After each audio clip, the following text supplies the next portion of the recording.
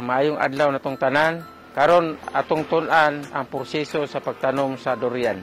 Ang atong gamiton bara, guna, mag-andam po ta og similya o abono.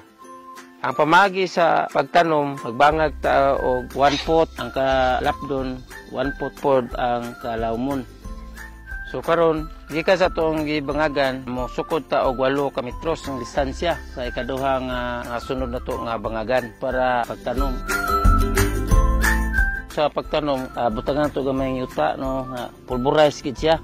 Pagkahuman, ako tanga og fertilizer. Ginani ang pagbutang sa fertilizer. Pagkahuman, ato na siyang gamay butangan og yuta. Dayon sunod na nato ang grafted nga durian. Tabasa nato na siya silupin. Kinahanglan nga dili gyud mabungkag ang yuta para pagtanom.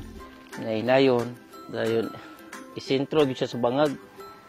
Pulburas na to ang yuta. Ato hininayan og butang ang kilid. Dayon bantukon ang kilid.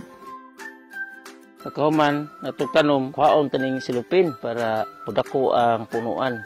Nana ang grafted nga durian, moabot siya og 4 ka tuig, mubunga na gyud.